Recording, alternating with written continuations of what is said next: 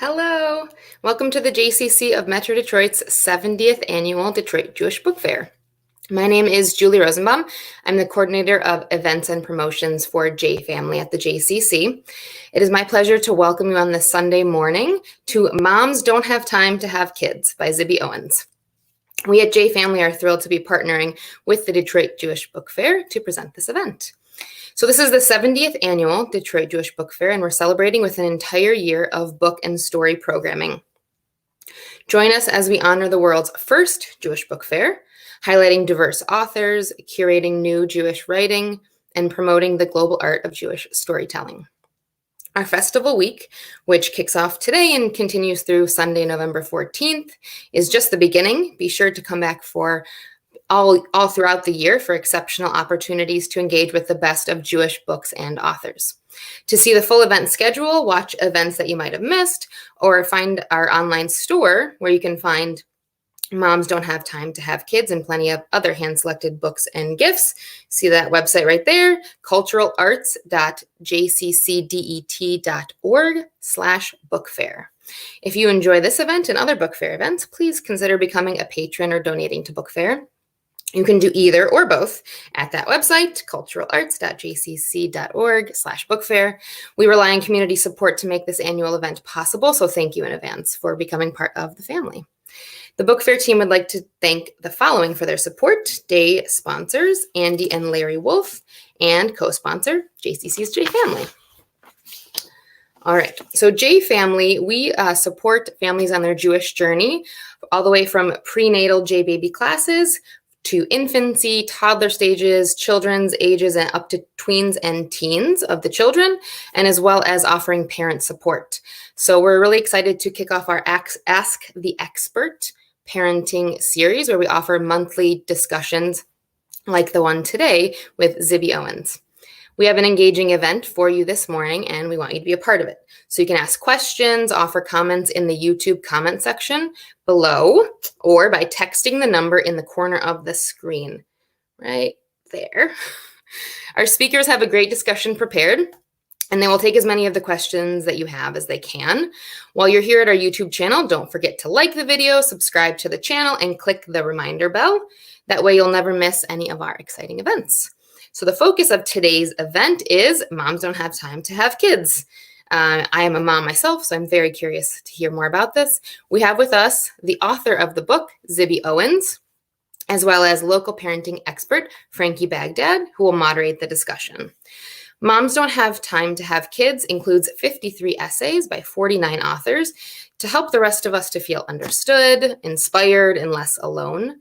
Topics range from taking care of an aging grandmother, mourning the loss of a family member, battling insomnia, wrestling with body image, coping with chronic illness, and the power of women's friendship. You'll laugh, cry, think, and feel like you just had coffee with a close friend. Zibby Owens is the CEO and founder of Moms Don't Have Time To, as well as the creator and host of the award-winning podcast, Moms Don't Have Time to Read Books. She is the CEO, reader-in-chief, and co-founder with Lee Newman of Zibby Books, a publishing home for fiction and memoir. She is a regular contributor to Good Morning America Online, writes for the Washington Post, Parents, Slate, and Medium, and Zibby regularly recommends books on TV. Her greatest achievement, of course, was interviewing Jennifer Rosner at last year's Detroit Jewish Book Fair. You can still watch that discussion on our YouTube channel, and we are thrilled to have her back. Our moderator, Franki Bagdade, has over 20 years experience working with children, adolescents, young adults, and their parents as a classroom teacher, academic, and behavioral consultant, as well as an overnight camp director. Through her varied professional experience, she has become an expert in behavioral modification, ADHD strategies, eating disorders, parenting struggles, and school advocacy. And she also has a new book out, I Love My Kids, but I Don't Always Like Them. So please join me in welcoming Zibby Owens and Franki Bagdade. Hi. Hi, Oh, thank you. awesome. Do you ever feel exhausted hearing your own bio? Like, yeah, now I get it. I am doing a lot, Crazy. huh? I know. It's hard to believe. It's hard to believe. But I have to say, I have to correct Julie in that my greatest achievement was not Jennifer Rosner, although that was amazing, but the birth of my 4 kids. So just throwing Oh, that there out we go. there. Okay. Awesome. Awesome. I love it. So I know we have to talk about this title. I obviously am really into book titles. You can hear mine. There's a little bit of snark in there. Um, and it's one of my favorite parts of the book, and it happens right away, just the evolution where you came up with this title. So can you share with us the story of how you came up with your title for this amazing anthology? Yes, of course. So, Moms Don't Have Time to Have Kids is my second anthology. The first was Moms Don't Have Time to, a quarantine anthology. And I was sitting around with my husband, Kyle, and my daughter, who then was 13, my husband's dad, his wife, and we were all trying to figure out, like, what should we call this one? Moms don't have time to TWO. I don't know. Should we have included all the categories? Because in each anthology, I tackled 5 different things moms don't have time to Mhm. do. So this one was moms don't have time to sleep, get sick, see friends, write, and lose weight. So I thought maybe I should put all of that in the title. And then I was just like going on and on about all the things moms didn't have time to do. My daughter, meanwhile, was just sitting next to me on the couch, on TikTok, scrolling through, and just in her blasé way says after a while, moms don't even have time to have kids. And I was like, that's so brilliant. You're right. Moms don't have time to have kids. It's just, and so that's how I picked the title. And a mom posted a story the other day, and she was like, I was doing all these errands today and I was thinking, gosh, these errands would be so much easier to do if I didn't have kids. She's like, but then again, I wouldn't have the errands to do. So Exactly. she's like, that's why she loved this book. So yeah, Mhm. it's just really talking about all of the modern condition of being completely overwhelmed and, in an impossible situation, essentially. So that's what it's all about. That's it, and I don't think there is a mom out there that that sentence wouldn't speak to, and, dads, parents, everyone, absolutely, and what I love about the story, because I have, almost 15 and almost 13-year-old, is they do that, like, they sit there and you don't think they're listening or Yes, involved, but they are, right? And then all of a totally. sudden they have these little one-liners. It's like, teens get a bad rap, but this is one of the best things about It's having a so teen. true. Yeah. Um, and I know, like, my kids have been very involved in sort of like my career, growth and sort of dreaming with me as I went off on my own. How do your kids feel about, you releasing this anthology and getting to meet all these amazing people? What's Oh, their they take love on it. things? They love it. My older daughter, the one in the book in particular, is very into it. She's very social media savvy and, Hmm. just gets very excited about the whole thing. But I think my little guys are really growing up thinking that every author is completely accessible to them. So when my first Very grader goes to true. the library, he comes home and he's like, "Well, here are the 3 books I got. Who did you interview?" And I'm usually Uh, like, "That one." uh, hey, that's so kind of amazing though. Wow. And yeah, they know, like, they maybe they can grow up to do it too. That's awesome. totally. Yeah. Um, How do they feel about you mentioning them in your writing? Are they sensitive to it at all as they get older? Are those conversations you guys have in your home? I never write anything without asking them. So I show it to them or I say, here's what I'm thinking of doing, or here's the story I'm thinking of posting. And I never write anything that tells too much about who they really are or Sure. anything personal. The stories I pick to share are just super universal. And I feel Hmm. like good examples of could be anybody's kids type of Right. story. My kids, I feel intensely about keeping their lives private and not revealing anything too much. I don't post their pictures. I don't post their faces anywhere. So, yes, like most, mama hens or whatever, I am very protective of my Uh of huh. my little chicks. But yes, in general, they're a part of it. They're just yeah, writing and books, it's just part of life. My little guy the other day was like, "I need a place in this house just for me to read," because he's now this new, huge reader.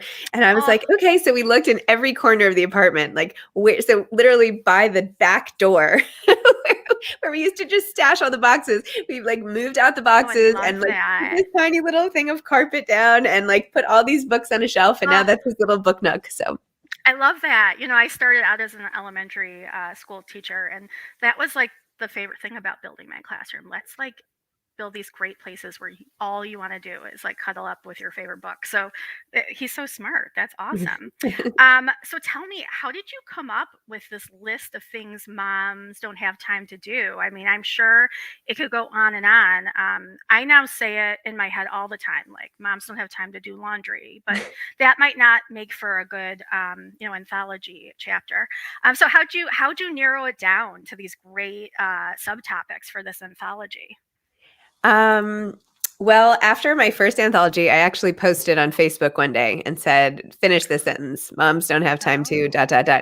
And people posted all kinds of things. To be honest, the one most universal was moms don't have time to finish a cup of coffee while it is still warm. And that prompted me to get like a hydro flask thing that keeps your coffee warm all day and try out like all sorts of different. I tried out the Yeti. I tried out the hydro flask. Oh my God, you have that on the blog? I need to see that. Yeah, I know. I should. But I didn't think that would, engender too many essays. Oh my God, that's so funny. But there were a lot of common themes, and I picked the ones that I found most relevant, that I could relate to the most. So yeah, and I knew that these the essays that would come from these topics would be really interesting, and I could already think of authors who I had on my podcast, Moms Don't Have Time to Read Books, who could write on these topics in a great way. So that's how I picked them. That is unbelievable. I love it. And I love that you never have time to have a cup of coffee without rewarming it. A few years ago, I was so lucky to go on a girls trip, and that was what I posted on Instagram, like girls trip in your 20s. Where are we going to go out? Like, what are the plans? Girls trip in your 40s. I just want to drink a cup of coffee hot. And one of my good friends called me and she said, it's kind of funny, but I think you got to take it down. That's just too depressing. And I'm like, no, it's real life. Like, oh my gosh, I so get it. Like it was such joy to me. So I that totally resonates with me. So, you are always up to something new. It's just amazing. So many different podcasts and projects, and you do such a beautiful job giving a forum to all these writers, which I love. And you're now doing that in this really big way with Zibby Books. So you tell us all about this. This is so exciting. It is really exciting. I started with my co-founder, Lee Newman, a publishing home for fiction and memoir called Zibby Books, and we're publishing 12 books a year, debut and established authors.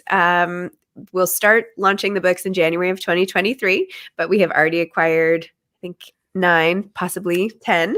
And we're trying to shake it up and do things differently. I had seen through my own experience with 3 different publishers for my own books, and also from like the 900 interviews I've done with authors, that there were common gripes about the way things were, and through no fault of existing people working in publishing who are all dedicated and mostly very author centric as people. The structure of the way publishing companies are set up and have been is so entrenched that it's hard to pivot and be nimble and change according to what's going on.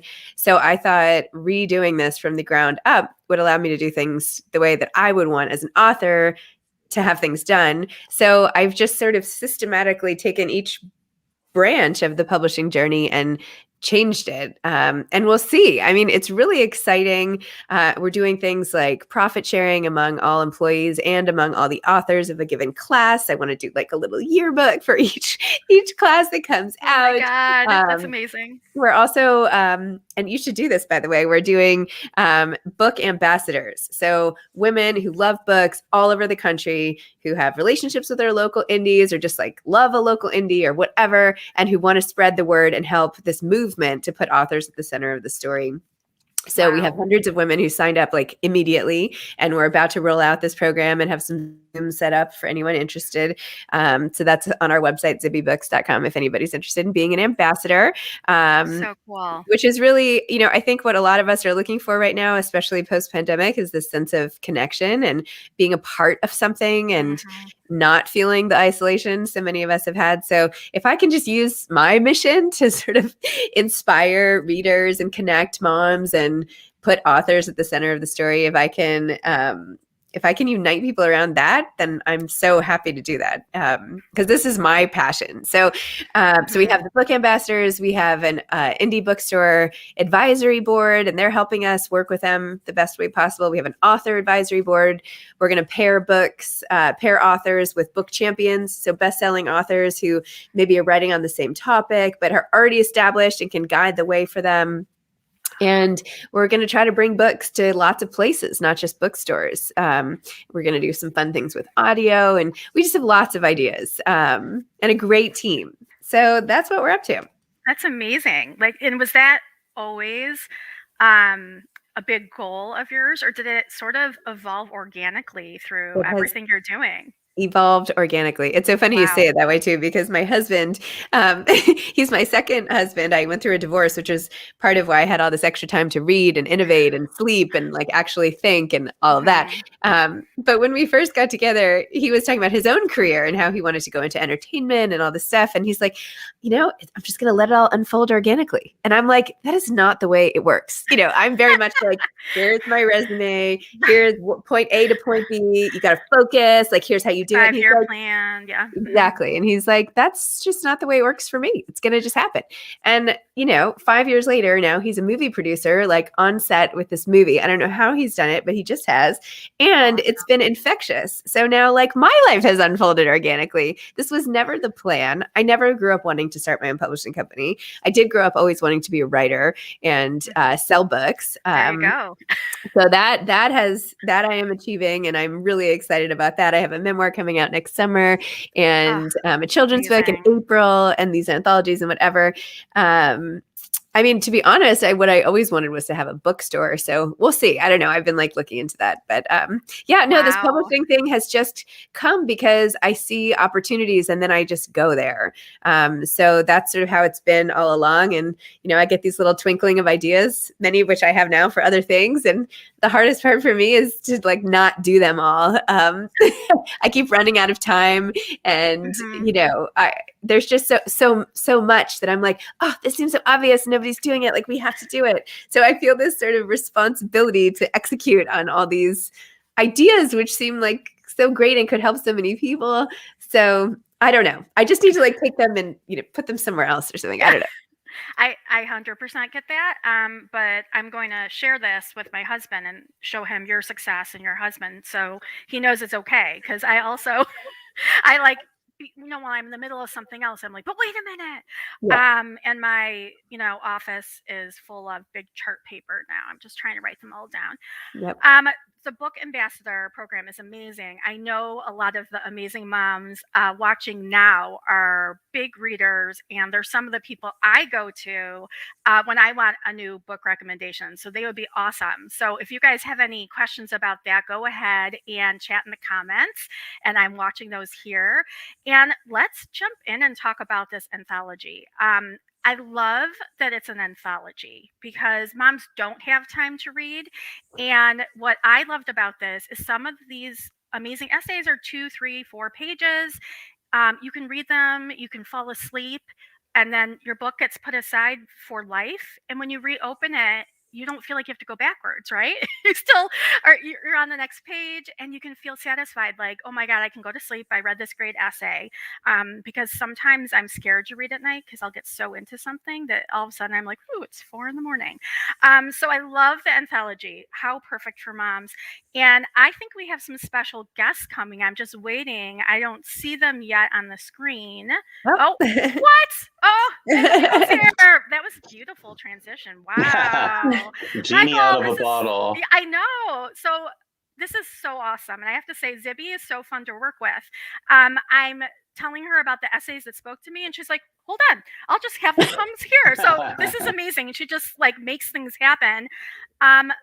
Michael, this essay on napping, I have to say, when I first saw it, I'm like, this is not gonna resonate with me. I do not nap. I nap once a year, no way. But it did in so many ways. So tell me, how did you come up with this message? Why was this important for you to write about?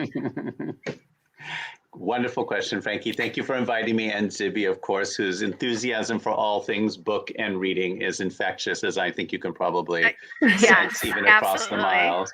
Wait, and we should also say Michael is an amazing author and wrote a novel called What is Missing, which was beautiful, and a memoir, and is like just such a pioneer and just, literary citizen of his own, in his own right. So I just wanted to preface it with that short introduction. Yeah, so ladies, get his name, take a picture here. Like, you're going to want to add his his books to your list. So I think, Frankie, probably napping and writing are caught up together for me, because I'm always trying to figure out how to make the day longer and more productive, and how much longer I can sit at this desk or read more or think more. And there are only so many hours that you can stare at the computer and hope that something will come out of that tired brain, and as I write in the essay, I come from a family of nappers. I had a very high energy, high power grandfather who napped. I have an uncle who was a screenwriter who napped. My mother, who raised 3 complex children, some more complex than others, maybe, napped. And I used to disdain that, because they're on the other side of my family. And I also mentioned this in the family, there were the anti-nappers, my aunt, my other grandmother, my father. So it's like 2 worldviews distilled in this one human activity. And then I began reading about nappers, people like Picasso who napped, Salvador Dali who napped, Kennedy who napped, Leonardo da Vinci who napped. It's like, okay, that's not such a bad group of people to be looking to for some life guidance. And, in living and writing and parenting, there are just a lot of demands on your consciousness. They're paying attention. I just heard this wonderful podcast with Cy Montgomery on the Ezra Klein show. She's talking about her octopus book and talking about how each tentacle of the octopus pays such close attention to the world around her. And so that's 8 arms and the central brain processing information at all times. And I thought, well, that's really my model in life. I want to be an octopus paying attention out of all these different points of awareness. And one way to do that, since we're not octopi, is to refresh our own organism. And the way to do that for me was to kind of lose consciousness entirely for a little bit every day and come back with a fresh perspective. I love it. You said, I started napping 15 years ago when I became a father. You're infinitely sleep deprived, and because parenting is worrying, and because life requires from you new and abounding resourcefulness and patience. And that spoke to me. I just put out my what I hope is my first parenting book, and I talk about that transition when all of a sudden my kids are sleeping through the night, but then I'm not sleeping. Right. Because they're getting older and their problems are getting bigger with them. Right. And right. It's true. But all the more reason for the parent to be refreshed. Can I just say, yes, the problems, like someone once said to me that I have like 2 pieces of parenting advice that were given to me that made sense and that I continue to pass on. One of them is that everything is just a phase. So the minute you try to get on top of whatever the issue is, the problem, the challenge, the struggle, the unhappiness, the bad habit, the bad behavior, it's going to disappear probably, or metamorphose, before you can do anything about it. So it's very relaxing to know basically you can't do anything. But there is that idea that it is always changing. And so back to my octopus, model of the week, I think the more you can pay attention and the more fresh your attention can be, the better parent you're going to be, because simply you just need a lot of, it's even more than patience. It's like you have to constantly have that refreshed perspective and distance so that you're not entering into the trauma, whatever it is, minor or major. I think that's the best thing we can do for our kids, is to just remain steady and neutral and supportive. If only we all had 8 arms. I know. That Shiva, the Shiva with her arms and the octopus. It's Zibby, are you a napper?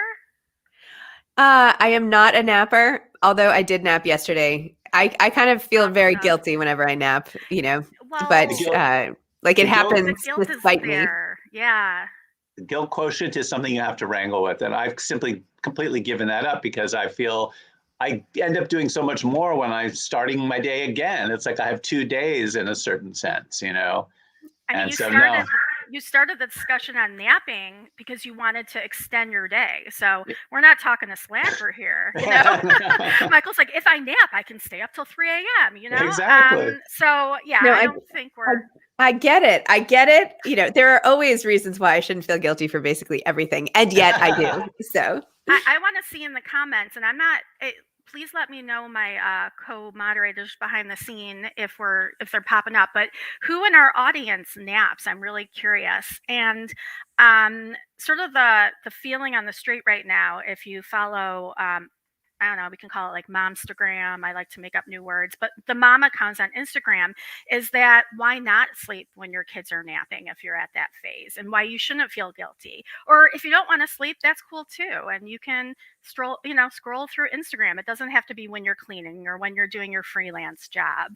My husband's a napper. Like, I've always been jealous of him because he'll literally like lay down, take off his glasses, and instant. I don't. He's like very skilled. And he says it's 15 minutes is all he needs. He can do it in an airport, and that's what he says. He says that it is like starting his morning over again. He's fresh again. So I don't know. I might have to give it a second try. I'm pretty motivated. And the other line that I like had to highlight and circle over and over again was the quote that you gave of your mom's that said, "I'm still tired from giving birth to you." I just love that so much. She uses that one quite a bit, I have to say. Yeah. I just love it. It's just the best. It's the best statement. And I feel like, my generation, we don't have enough of those good lines, Okay, so I'm looking at our comments here. And Ronnie says, "I'm a big fan of the nap. Makes 2 days in one." All right, here we go. And Julie says, "My husband can power nap, but I don't know how to turn off my brain midday." And Julie, that's me. Like, I'll lay there and then I'm just, I don't know how. So, I'm gonna have to work on it. Maybe that could be your next project, Michael, like a how-to napping guide. I think it would do really well. It requires a little bit of meditation sometimes ahead of time. So you do have to slow that. Listen, the idea that turning to unconsciousness or slowing the brain down is somehow counterproductive is totally mistaken. I think that's the notion right there that to be wrangled with. That is that it's sort of like in writing, you want to get distance from your work and so that you can revise it and find the mistakes. In living, you want to have distance from your life, and parenting from your parenting habits so that you can see things afresh. I mean, I think that's the goal for me. And I don't, it's a hard thing to argue with. Like, who's going to say to you, don't try to have a new perspective on things, Let's just all be monocular and narrow-minded. No, I think we all want to be as open as we can. And this is just one way. I don't do drugs. I suppose I may do coffee. And so I think it's the same realm of idea, isn't it? Right. And what's interesting? There's this metaphor out there that always speaks to me, that modern parents are like a computer with too many tabs open. Like, it starts to be sluggish and you're frozen. Like, it's not performing. Well, what do I do with my computer when I close all the tabs and it's still not functioning? I turn it off. Yeah. So, like, there you go. I'm taking it to the next level. I guess. Or you put it to sleep. There we go. Put it to sleep. Right. There we go. Right. And how about, like, what's more in the moment than taking a nap? It's just being there and not thinking of the rest of your to-do list. I love this. Can I ask Michael a question? Yeah. I'm curious about writing this as an essay versus all of your longer form pieces, and how you feel about like essay as a form. I love it because it's fast, thank God. Although it takes me forever, even sometimes longer, to write that many pages in an essay because it has to be so compact. But I think, sure, someone's going to ask you for your opinion on subject X. What could be more thrilling than sitting down and trying to figure out what it is you actually think. I mean, it's one thing. Everything I've told you, I knew about myself in napping, but I had to go a little bit deeper. I had to go quite a bit deeper in order to generate a structured essay about this. So I read up on who napped. I thought about my family in a different regard. I thought about myself. It's like a short story. You have an idea. You don't know whether you're going to be able to carry it to that sort of musical thing where it sings. But sure, I love to write essays. I'm here. Give me the next task. Send me my next topic. Great. Get right on it. Yeah. Well, you never know what Zibby has going on in her mind. So we do have Moms Don't Have Time to Write, which is our publication on Medium. So anytime you want to write another piece, we love it. I bet we have some writers in this group. And I'm curious, anyone who's watching right now, are you guys like short story essay type readers, or is this maybe new for you?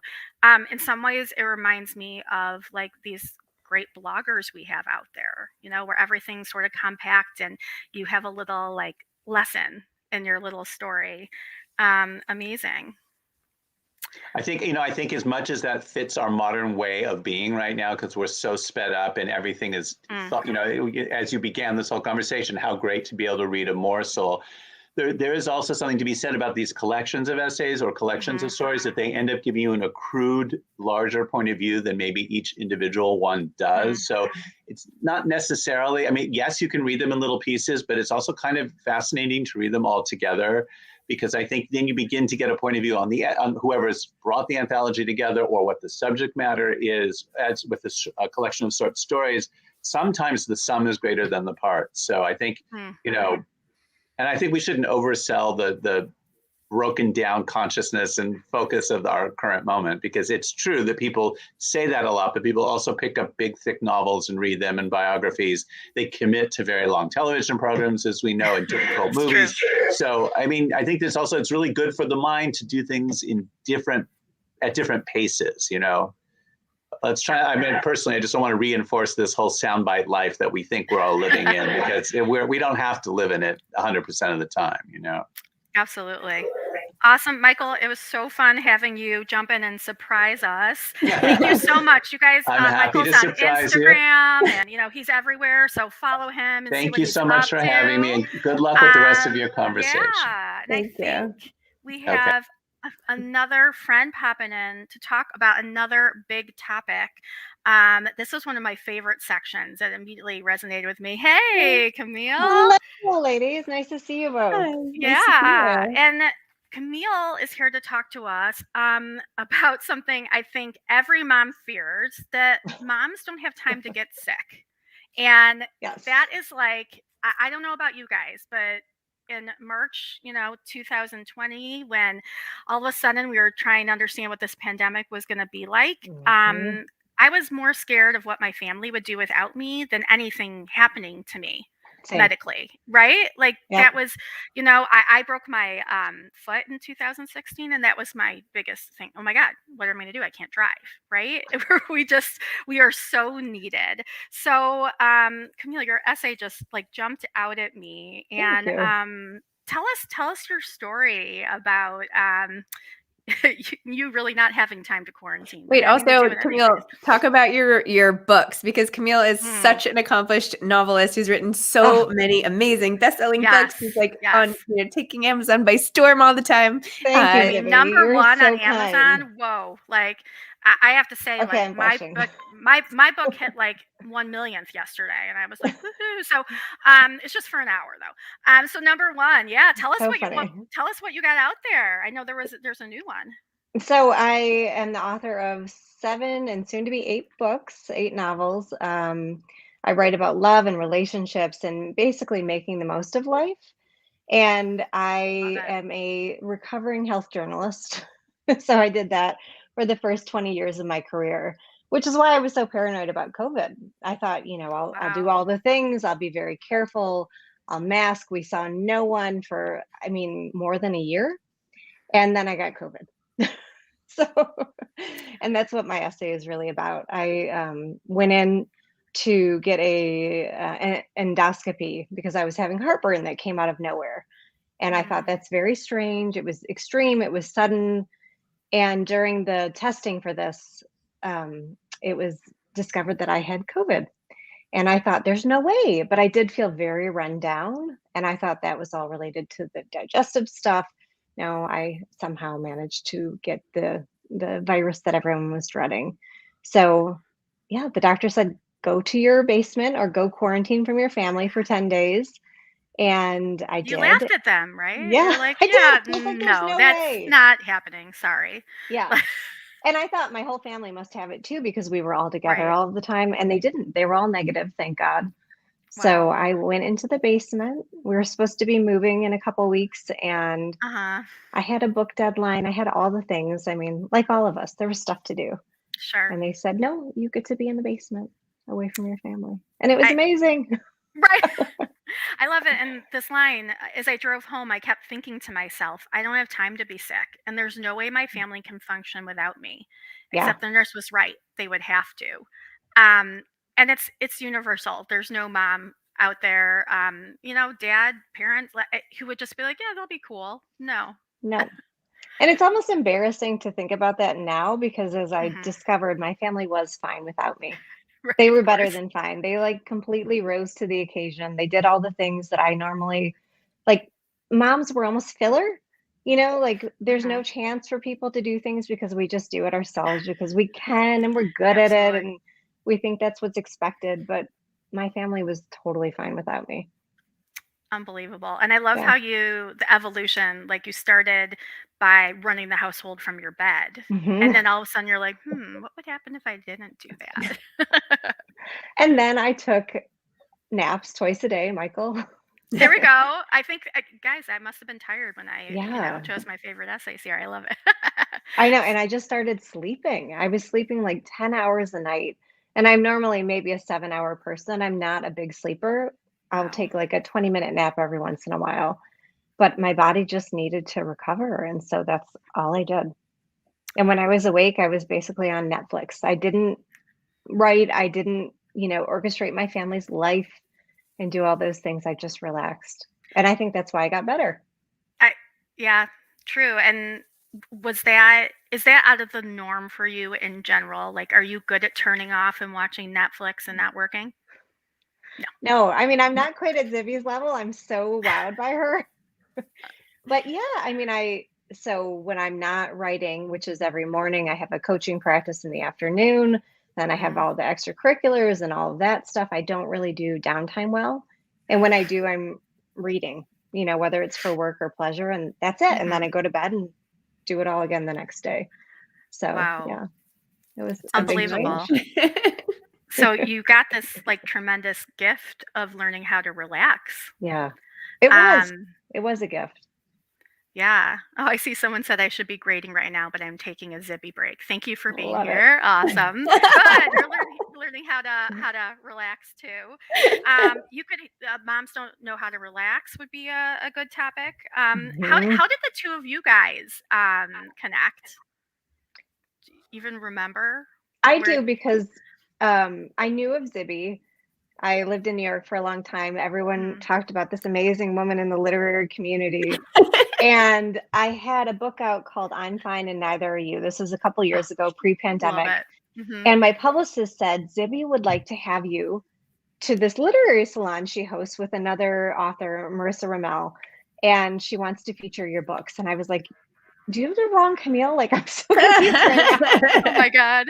And she said no. And so we did this event. And I think to date, it was my favorite event because there were probably 40 or 50 women there, all either fellow authors or readers. And we just had this amazing, enriching conversation about what it means to be a woman in the world nowadays and why we have this pressure to tell everyone we're fine when maybe we're not fine. And it was just incredible. So that's how we got connected.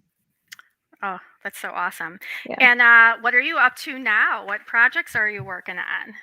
I just finished my next book, which is called Everything Must Go. And I'm working on the next one after another. I love it. It's what I love to do. Awesome. I heard you say, are you like a routine writer? You write every morning, you said? Yeah, 9 to noon, more or less, and sometimes early in the morning. Wow. Yeah. It keeps me happy. Unbelievable. And both of you do so much reading for a living, and I'm so impressed. Like, I don't, how do you do that? Especially Zibby, you're the one who told the world that moms don't have time to read, yet you read a lot. How do you pull that off? I don't know. I'm so tired. I think I'm overcommitted at this point. I'm like, this is getting to be a little much. I don't know. Even I just love it. It's like how I reset and how I do other things. Kind of like what Michael was talking about with napping, right? It's like the time where my brain stops doing a million other things and I can just do one thing and I don't like stress or worry or anything. I'm just like in it and I need that. Otherwise I sort of spin out of control. So it's like my, I don't know, Klonopin or something. I don't know. Well, you know what? Years ago, I did see an expert from the National Institute of Health talk about anxiety in children. And something that really resonated with me is we use this strategy of distraction when kids are panicking or adults. But he said we really have to take it a step further. It has to be cognitive distraction. So if you're doing like a Rubik's Cube or whatever, like you could also watch TV and have a conversation. But this is probably why I struggle reading, because you cannot multitask. Yeah. You really can't. Like maybe you can eat a snack, but if you're really truly reading and getting out, like, you know, really absorbed in the reading, you cannot do something else at the same time, which might be why I like audiobooks, because I can also drive.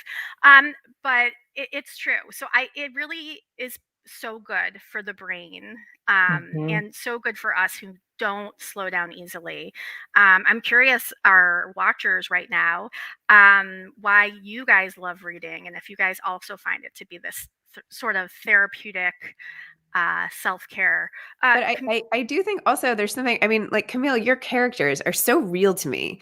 I mean, Thank you. when I'm reading your books, like, and when I like look at you, I think about the characters and like some of the things they went through, and it all like comes flooding back to me, and I'm like in that Thank you. space. And it's just magical. It's sort of magical how, and then you associate it with the person, and I don't know. There's just like something the about ultimate meeting all compliment. these characters and like just being in their shoes and going through their lives, and yeah, and just how indebted then I feel to the people who create these characters that I get to, you know, sit in their shoes. So I don't know. I think Like, it has something to do with the characters too. It's real Yeah. relationships. You really feel connected in Yeah. a beautiful book like that. That's Thank you. awesome. Julie was saying, it sounds like we do need to find, as parents, what works for us.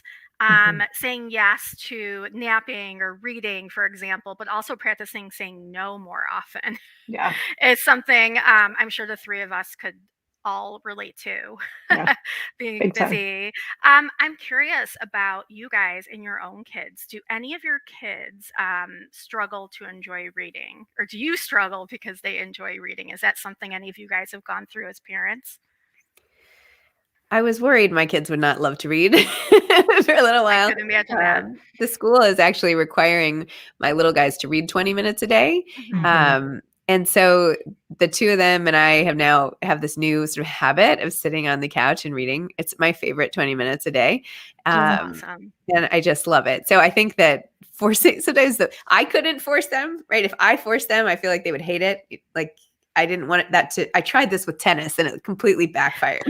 Like, I can't risk it with reading. But I think Forcing is just not possible. they all find their own ways into reading. Is it graphic novels? Is it Exactly. picture books? Is it science? Right? They're all in it, and fantasy. They come at it in all different ways, which I think is really neat. Yeah. That's awesome. My daughter is 13 and she's been a voracious reader since the beginning. She taught herself how to read, did all of that. My son came to it much more slowly. And the thing that we did that I think helped was just filling the house with books and letting him pick whatever he wanted. We felt like at school there was a lot of directed reading, and we were just like, read whatever you want. If we don't have it, we will buy it for you.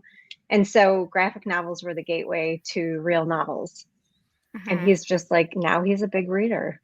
It's awesome. Ronnie says, I tell my kids reading is like brain food, like fertilizer is for gardens. Books grow our brain. I love that. Love it. And Mark says stories are important because they develop our empathy and understanding of other people and cultures.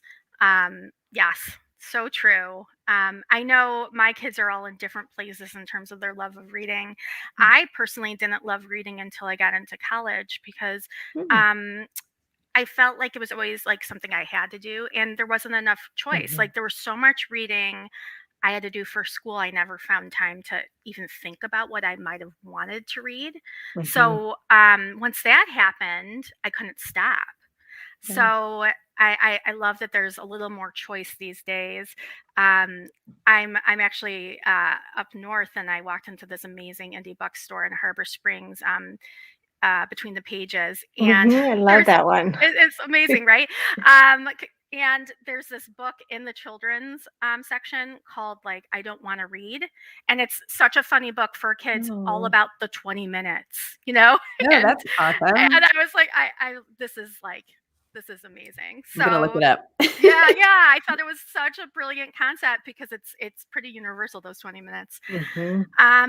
Awesome. Well, Camille, thank you so much. It's been such a pleasure to Ooh, have you my pop pleasure. in. And I Yeah. think Great to we see you. have another Great to see you author both. joining us soon. Thank you. Yeah. Thank you. And we're going to pop to our next topic. Again, one that I'm sure everyone will be nodding their heads at home. Moms don't have time to see friends. And I hear this one a ton. That sometimes we're not even aware until it happens how much we need that. And it looks like maybe our third surprise guest may not be here yet, so that's okay.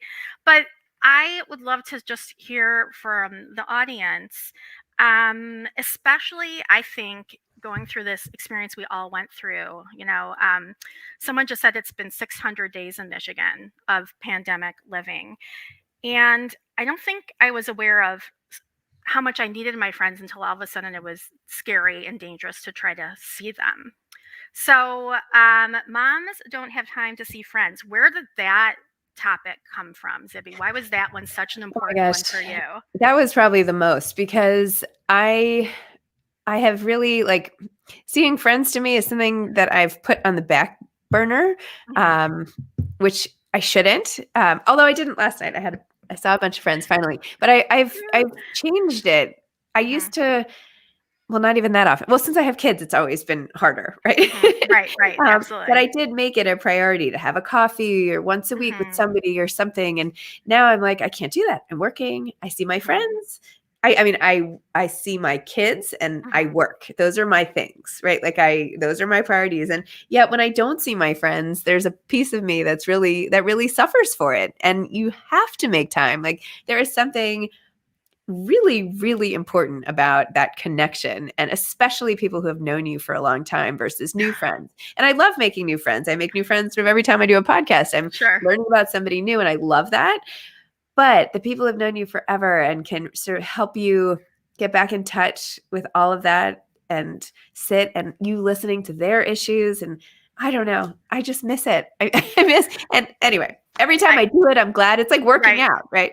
Yes, you never regret it. You're not like, oh, I shouldn't have went out with those people. No. And by the way, is this the book that you were talking about? I don't want to read this book. Yes, that's it. Okay, I'm interviewing him. I'm interviewing that author next week, Max Greenfield. Oh my God. Okay, yeah. Well, I can't wait till that podcast post. That's amazing. And I see a comment here. My mom friends save me. I feel that way all the time. Yeah. And then I see friends at this age. I only know colleagues from work or neighbors that I nod at when taking out the trash. Yeah. I love that. I mean, and I think there's this, talk about mom guilt, parent guilt. I think there's this sort of unwritten expectation that whenever we're not working, that time has to be spent with our kids. And, let's take away the word has. Sometimes we want that. We want to give our kids as much time as we can. So where do you take time from? Do you take time from your work? Do you take time from your spouse? I see a comment, now that I'm older, I make real time for the friends that are still here before they're gone. I've lost two really close friends. One at both when I was 25 and 26, and I feel that very deeply.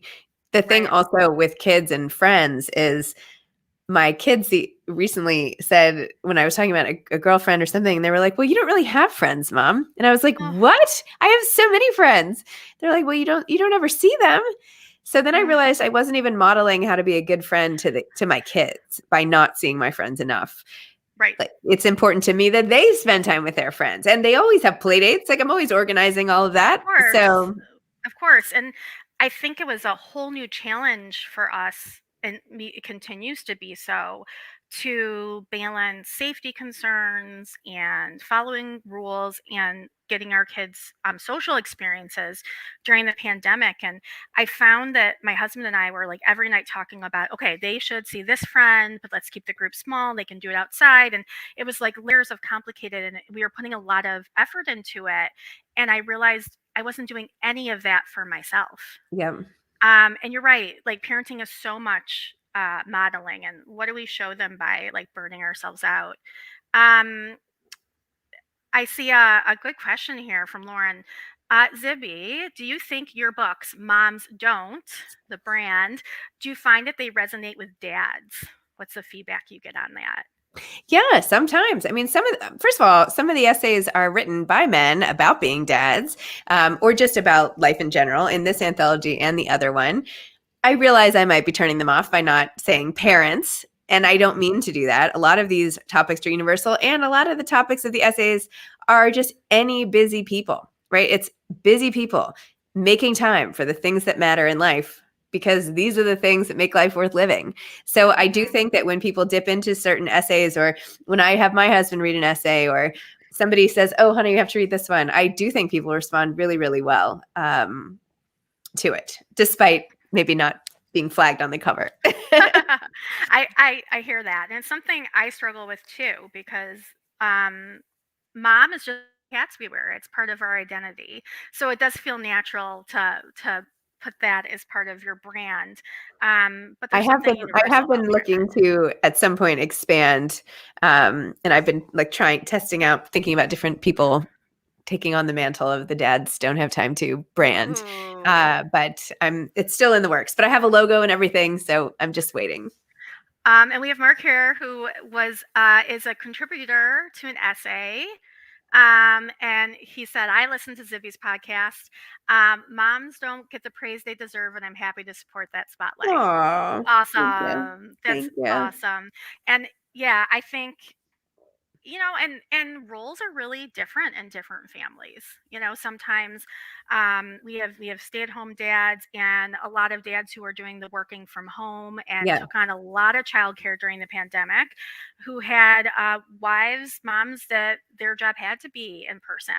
A lot of healthcare workers and whatnot. So we could maybe add that to the list of how our lives are going to be forever changed. And I really hope that dads don't think I'm denigrating or not appreciating the hard work and the multitasking and all of it. I mean, dads are saviors and so important. And this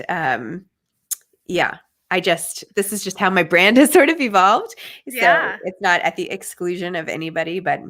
Oh, they get a lot of good shout outs essays, Okay. Even, Camille talking about how what her husband, what he actually did and how silly she was to think they couldn't handle life without her. Oh, and we have a comment here from Sarah. She's asking for that essay on how to nap. So put that on your list for a project. We can talk, the 10-step guide to actually learning how to nap. I love that. There is an author who I had on my podcast, and he's a best-selling author, Daniel Pink, and he has established these. He has a cute name for the naps that I'm blanking on. Anyway, he has tried to rebrand napping as well into these 15-minute power naps, and he does actually have a step-by-step way of doing it, including when you're supposed to have caffeine. You're actually supposed to have caffeine right before you take the nap, because it takes 15 to 20 minutes to kick in. Then you're supposed to go to sleep, and then in 15 minutes, the caffeine will wake you right back up. Interesting. Huh. I love that. Take that with a grain of Splenda or whatever. I have a question here from the audience. What is the best approach to deal with mom guilt? That's a great question. I would like to ask the audience what their answers are. I am struggling to get over this myself. Jamie, coffee naps are how I survived grad school. Okay, this is a proven method. Mom guilt, what do you guys think? And Zibby, I was listening to a podcast you just recently did, and it's escaping me too who the author was, but there was a whole conversation back and forth about, I love my kids, but they're driving me crazy. And it was like, I love my kids. And listen to my title of my book. It's like every time we want to share a totally valid concern, exhaustion, complaint about parenting, we always have to throw in but I swear I love them. So it's true. It's true. It's ingrained. It's ingrained in us. I think to deal with any of the stuff in our brains that sabotage us like mom guilt does, it's all about talking back to those voices. Absolutely. Right. So I am feeling guilty. Should I be feeling guilty? And what is this guilt doing? Is this helping anything or not? Is it serving me? I'm going to be doing this anyway. does the guilt, right? You know, Good like point. I feel guilty that I'm out to dinner with my husband. Well, why? Whether or not I feel guilty, I'm out and I will get home and everything will be the same. So the Right. guilt doesn't help the kids. It doesn't help. And also you've Good made point. the decision. Mhm.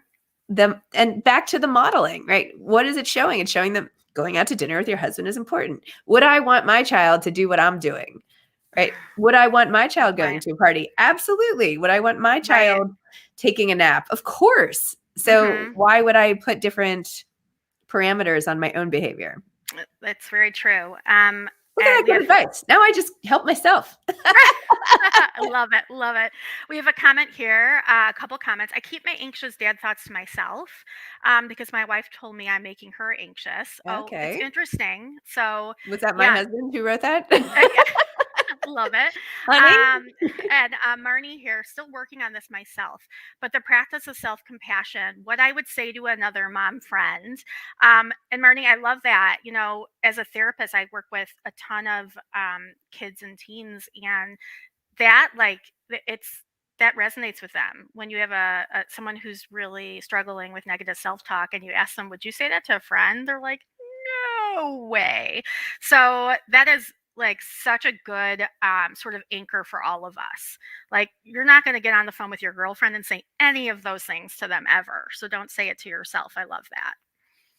Definitely, definitely good Easier said than advice. done, but it's a Right. great Well, goal to you may to argue with yourself a little bit, right? Like, you may not believe that statement right away, but you know, you just got to keep on trying until those positive thoughts become a little more automatic. Anybody else in our audience here have any advice on parent guilt? I think it's just it's such a big topic, but I also think, you know, Zibby, you've talked so much about modeling, and like, look at the way you hustle. Like, isn't that an amazing modeling for your kids? Like, you have a dream, you have a big goal, and you go for it. Like, that wasn't even the plan to become a publisher, right? It's a big, big dream, but what are you showing them with hard work and, you know, maybe a little bit of strategic planning involved? You can make things happen. So there's so much value in that, even if it means, you know, more missed dinners and the things we all sort of make mental lists of Well, I as also parents. yes, and I try really hard to explain it all and involve them in all of Mm, it. So mhm. I'm not as much missing dinners, which I don't do because unless I have a book event, which I try not to schedule during dinner, that's important to me. Awesome. But I let them know. And I'm like, what do you Mhm. guys think? Should I do this or not? Mm, What do you think about this title? What do you think about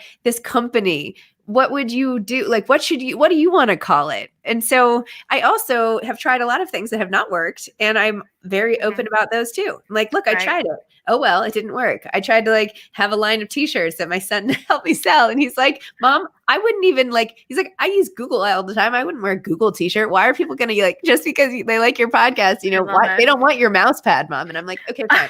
So anyway, I've tried lots of things. I've tried Mhm. podcasts that don't work and I don't feel it is as a failure. I like to test things out. So there's no way to do it unless you test it. Right. And I don't do it. I don't put a lot of money behind anything, right? These things are very easy to test. Mhm. So I think that's really important too, is that, okay, I failed or this didn't work out. And it's okay. And like, we can all live to tell about it. So I mean, that's amazing. You're showing real life resilience to your kids. So I think that's the thing about parenting, right? You're doing it all the time, whether it's intentional or not. So you may as well serve your own needs and teach them lessons along the way. Awesome. All right. Well, I think our time, it flew by. I think yes. we're going to wrap up here and hear from J Family to close things out. And we thank them so much for having Zibby here. This was awesome. And Zibby, thanks for bringing some friends along and talking about community and moms not having time to make friends. The J Family brand in our community offers so many different programs, in person, virtual. Some are learning, some are social, and such a great way to connect with other parents in the same phase of life. So I encourage everybody to take advantage of those. And I think we will have Julie pop back on. Thank you so much. Thank you to Zibby and to Frankie, and as well to Michael and Camille for popping in. That was fantastic. It was a wonderful discussion. So much of that resonated with me as a parent of young children. And thank you, all of you at home, for joining us as well and adding some thoughts and questions in the chat. Our next event for Detroit Jewish Book Fair is the History of Stand-Up with Wayne Fetterman. That's this afternoon, Sunday, November 7th at 1:30. And remember to like this video and subscribe to the YouTube channel and visit that website. Again, it's culturalarts.jccdet.org/bookfair for the full schedule and ways to get involved. I hope you enjoy the rest of your Sunday. We'll see you next time. Bye.